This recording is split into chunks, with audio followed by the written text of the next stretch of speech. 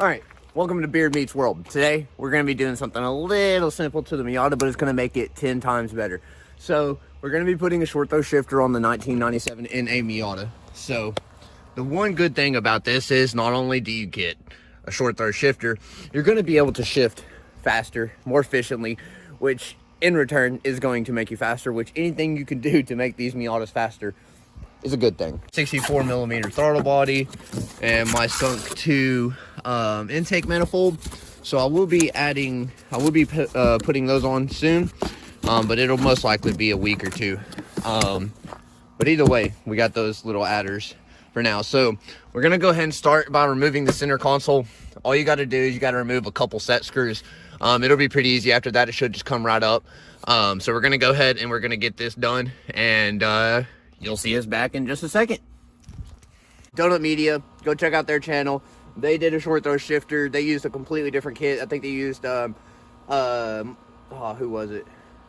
They didn't use a carbon Miata kit. I can't remember. Either way, they got a shift difference of 1 inch. So whenever they were doing first, second, third, first, second, third, fourth, fifth, it took them 2.5 seconds on the stock shifter. And with short throw is a 1.7. So as we do it here, I can fill in a timer on the screen for you right now. So we're gonna start in 3, 2, 1, 1, 2, 3, 4, 5. Okay, so that's not too bad. But the shift difference is, look how far forward my throw is compared to what it would be after. So it's at the orange tip of this, just past the orange tip of my screwdriver. And then when we come back, look how far that throw is. That right there alone, that's like 3-something inches. So we're going to go ahead and we're going to fix that. So once you get all the screws loose, it might help if you take the knob off, then you can just rip her off. So we went ahead and got the entire dash piece out. I want to show y'all this. I actually didn't know that. So I knew there were some wires that ran here. Not quite exactly knowing what they are. There's the connect for it. But there is a connect right there that does actually power a small light right there, an interior light. And I had no idea that light existed. I don't know if it's like a shift light or what. It wouldn't really help, but it's there. So heck, but we got it all off. It's looking okay. Could use some cleaning up. We're about to go ahead and unbolt the boot. I think these are 10 mils. Those look like 10 to 12. So we'll go get a 10 mil. We'll pull these off. Oh, my boot actually looks in good health. That's good. I want to have something to cut this ring as well. Maybe. I don't want to destroy my boot, but that is on there. There's no way I'm going to be able to get that off.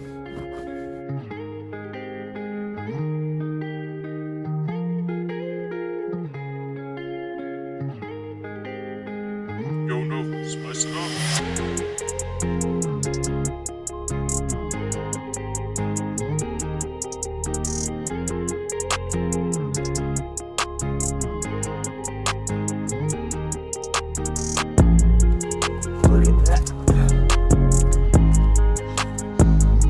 Yeah, you can definitely tell that's a stock shifter. Look how short the fulcrum is. So what makes I'll show you actually right here.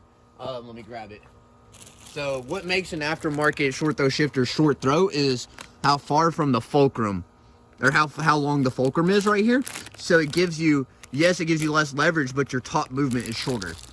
Whereas here, you have more leverage, so the shift's easier, but you have a way longer movement. You got your plastic ring here, which I'll show you. All of this is very important. Please don't screw your shifter up. That plastic ring is that ring right there. You want to pop out the old ring. Do not leave it in. Pop the old ring out and replace it with this new plastic ring. That's extremely important. And then also, mine does have the metal spring clamp on it, as they call it. I don't know if it's spring clamp, but it does have spring action. You can see below that one, there is a metal piece right there. I'm not sure if it's picking that up. I can't zoom in. But there is a metal spring under that, and you want to put the spring in before you put the plastic clip in.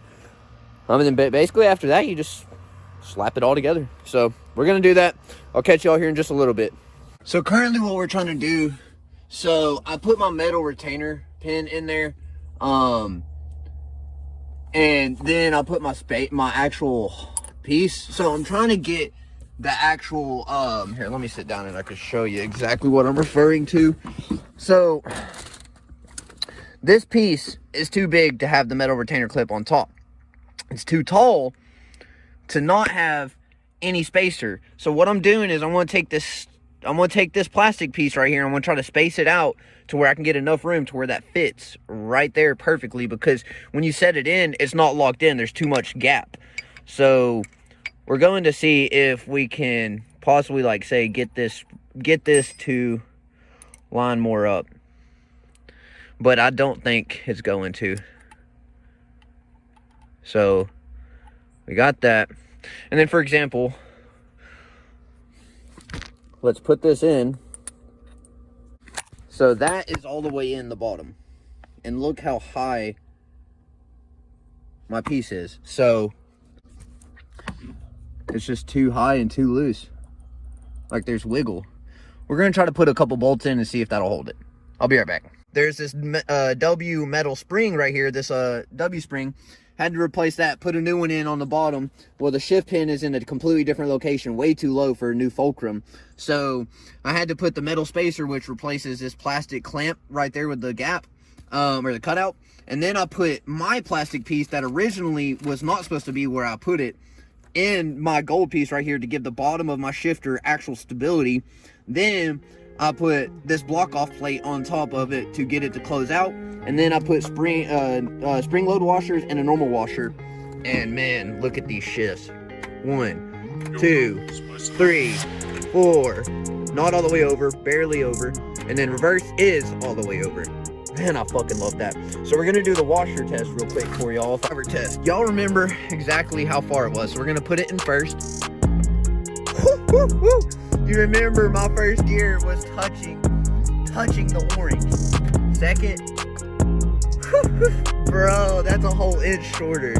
Oh yeah, buddy. Yeah, buddy. All right, so look, I'm gonna tell y'all right now, that was not the easiest thing in the world, but it wasn't hard at all. It just, a little bit of thinking and everything like that. If you know, just think it out, whatever, don't get mad.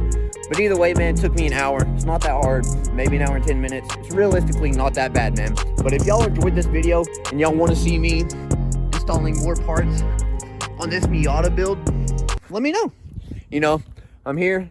If you need anything, let me know. If y'all have any questions, put them down in the comment. I would appreciate you like, comment, subscribe. Anything else from there, man, I appreciate the love. And y'all have a wonderful day. Peace out.